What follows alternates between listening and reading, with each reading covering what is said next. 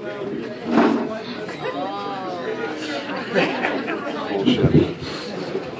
there, how's everybody doing this evening? It's so good to see you. You all look amazing and you look fabulous. I have just heard so many assholes go into lockdown with you rednecks up here. It's like a safe door closing in the New York City lock system.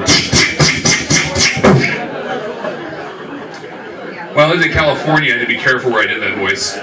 Because if I ever got this character in West Hollywood, I had gay stalkers. They were like, put him in leather doggy and let's so fucking do this. My psycho ex and I are in Frisco. We're walking along hand in hand. There's 6 dudes are in a mailbox. As we approach, they stop talking.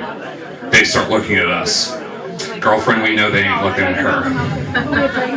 I was gangbang eye-raped by 6 gay men in Frisco.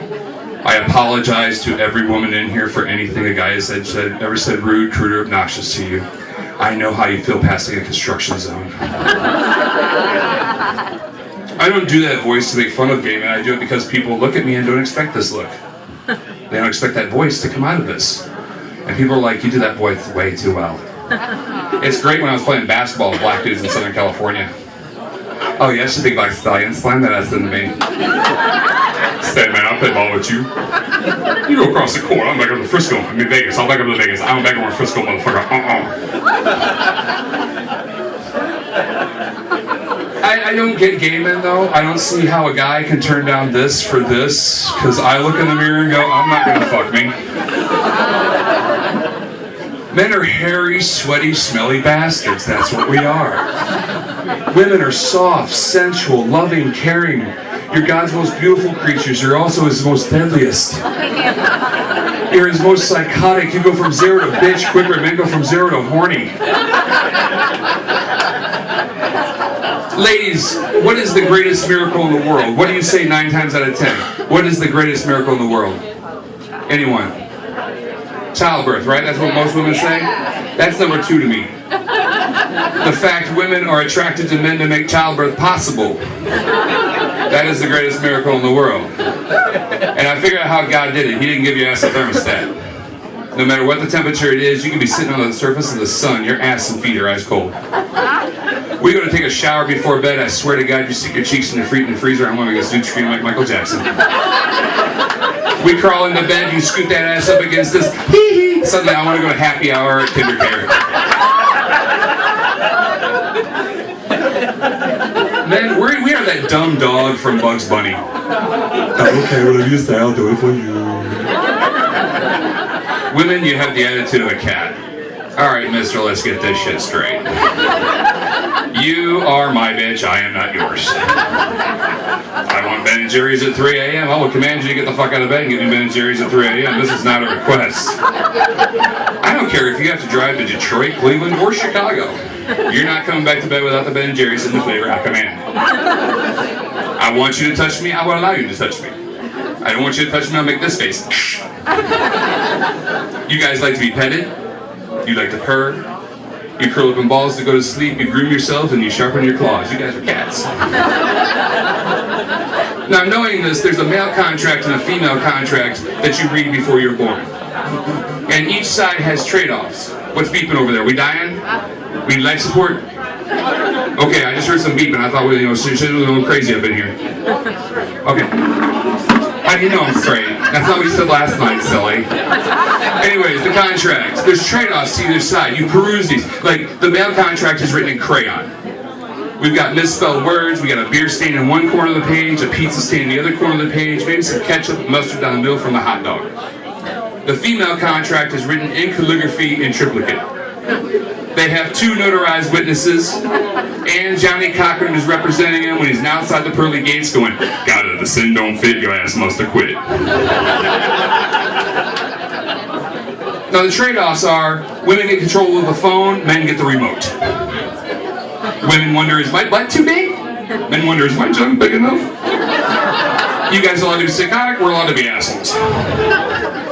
The one trade-off I want to know is, who negotiated this and what the fuck was this asshole thinking? Multiple orgasms versus peeing standing up. We got fucked in that deal. Because if we're doing it right, which is rare, but we actually put our minds to it and fucking do this shit right, you guys are like an M16. a Revolutionary War musket. Put the powder in, put the water ball in, and back it on down.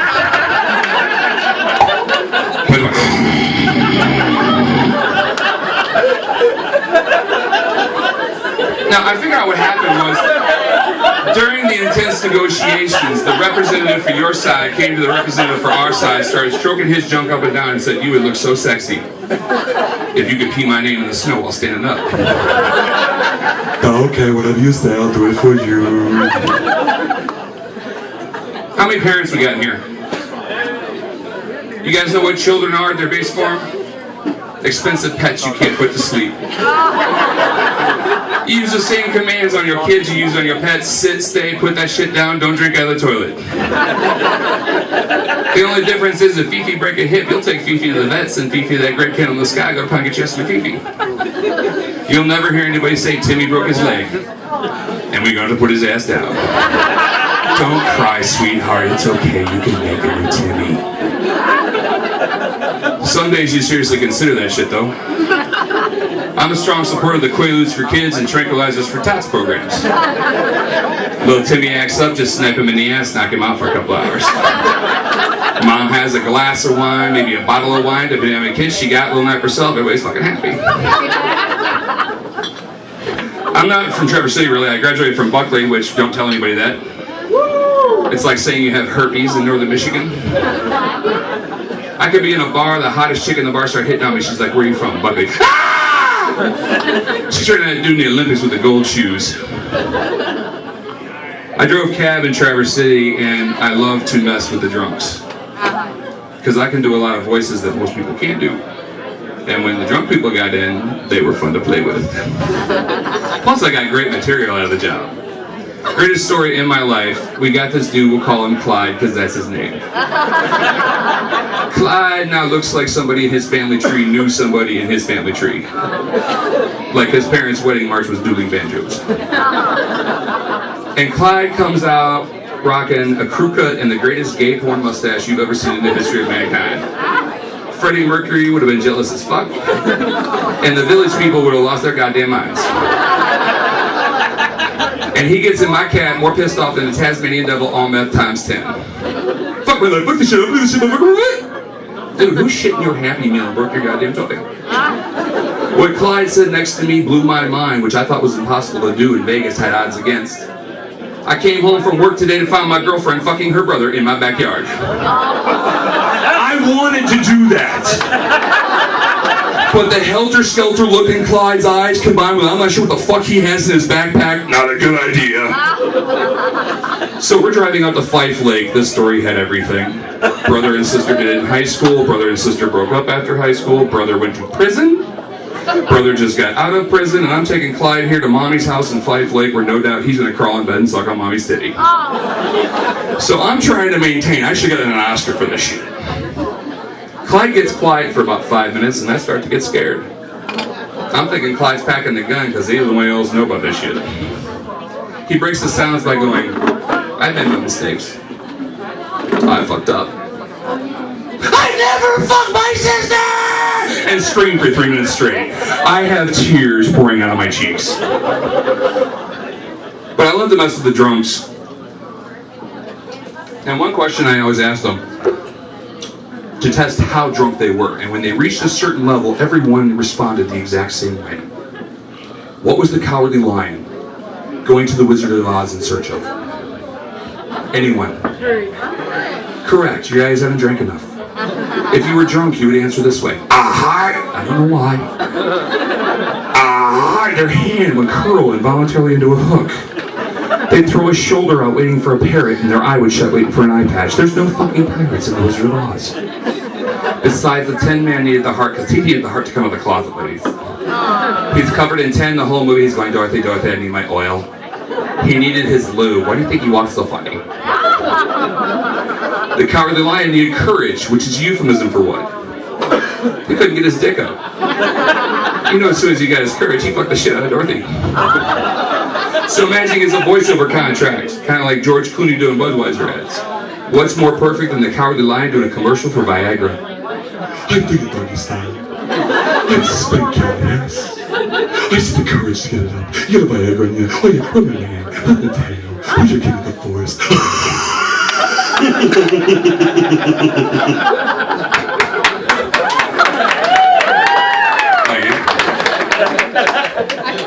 I do things to mess with people's heads, like Sean Connery narrating gay porn. He's a man's man. Yes, she sucked my member and did reach up and jostled my balls. It was exquisite. The penetration, the thrusting. He even swallowed, stuck a finger in my ass.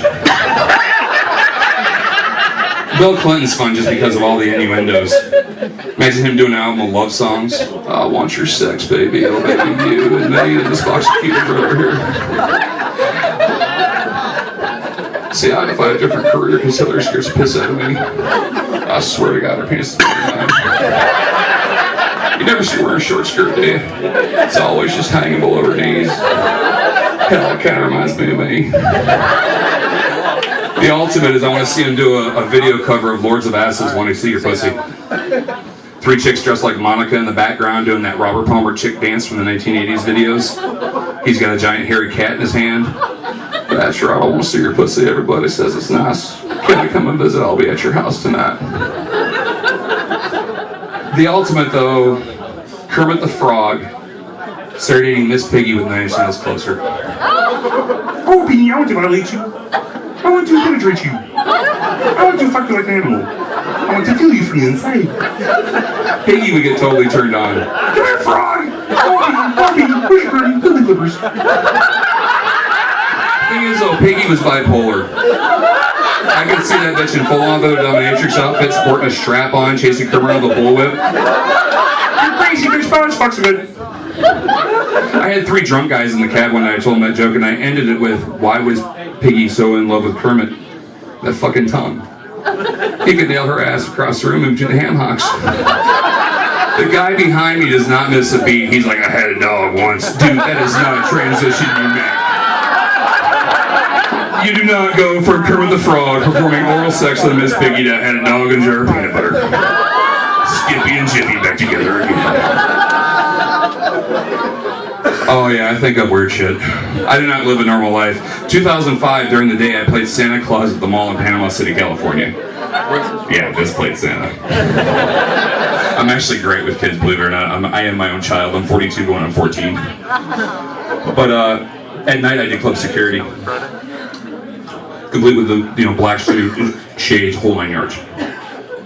So, playing Santa, I got $11 an hour. Doing security, I got 9. If I got pissed on, I got $11 an hour. If I got shot or stabbed, I got 9. Do we see a problem? I didn't want to get the jobs mixed up. Showing up at the Santa gig in a black suit with the shades on. Please step away from Santa, little man. Showing up at the club dressed as Santa Claus. What would you like for Christmas, little gangster thug? Could Santa get your ass a new gat?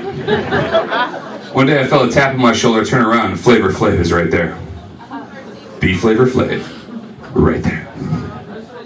That dude is even uglier in person. He will scare the barbecue off chicken. He looks like one of Jim Henson's creations gone horribly astray.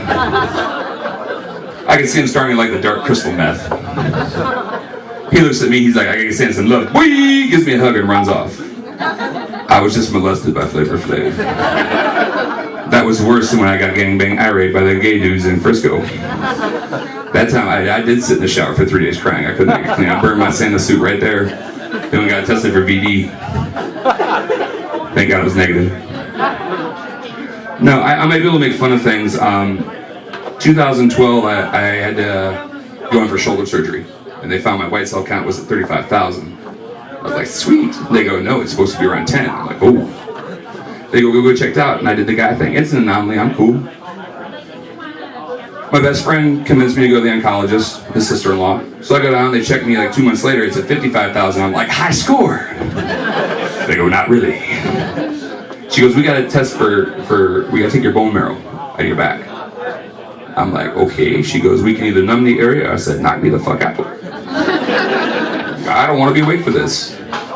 So I'm on my stomach, I have my hands out, an IV in my hand, I'm heavily drugged, my pants are undone, and I have 3 women I don't know standing behind me. Awkward! Then I went off to Dreamland. What I was dreaming about, I do not know. I just know it was the greatest goddamn dream of my life because I was the happiest asshole on the planet. And then I felt the scope go into my bone. And I turned into a Southern Baptist preacher. And I praised Jesus on that table. Kicked myself in the back of the head with my feet. So one doc was a contortionist. She's like, I can't do that. Doc grabbed me, laid me back down. Pain went away, and I'm laying there, and I'm like, this is kind of cool. I can feel somebody digging around my body. I kind of get how a chick feels during sex. I kind of understand it now.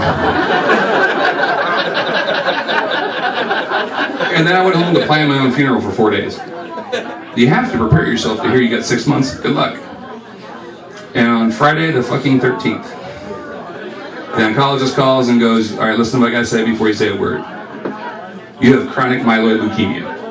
If you have to have leukemia, this is the shit to have. And I'm like, great, I have the Ferrari leukemia. That's what I'm thinking. And she drools on, and she's finally like, what do you think? And I'm like, well, at least it's not herpes. She goes, what? So at least it's not herpes. You can beat cancer, you can beat leukemia, but your ass can't beat herpes. She's like, nobody's ever responded like that before. Yeah, it's a mind fuck, but I've been hit by a car doing 70. I walked away. Month before, I was in the front seat of a Chevette. We hit a tree head on at 65, broke the seatbelt on the wall, got out, walked away. Did this when I was 3. Neither God nor the devil want me. And both are playing rocks, paper, scissors, and who gets stuck on my ass. And the devil's in front of God going, look, time out, we gotta talk, okay? Let us go over the list. I'm happily taking Bin Laden, and I'm gladly taking Saddam. I'm taking Hitler, Kaczynski, and Bundy. And we both know damn well I'm taking that motherfucker OJ. I draw the line somewhere. I always see the devil having a black man's voice. I see him having a lot of soul, you know what I'm saying? Besides, you can't be afraid of the devil. He's going, alright, everybody line up. It's time for your 4:30 meetings. Let's do this. How much time I got left, bro? Wrap it up? Alright, one last one. I find humor in everything. And believe it or not, I did find humor in the reporting of the Boston bombings.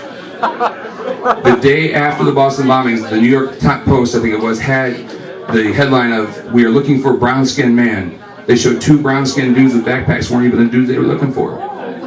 The next day, when they were doing the house-to-house search, they had the Armada everywhere. Everybody around with fatigues and M16. And walking through it was this elegantly dressed black man with his fedora and his suit. And he's walking like this. And we all know what he was thinking. I heard you was looking for a brown-skinned man. I am not the brown-skinned man you was looking for. I want to thank you guys for coming out tonight. Thank you for Dick. Thank you for Manzanas. Thank you for Rock 105.1. You guys pick it up. Tip your waitresses and have a great night, guys.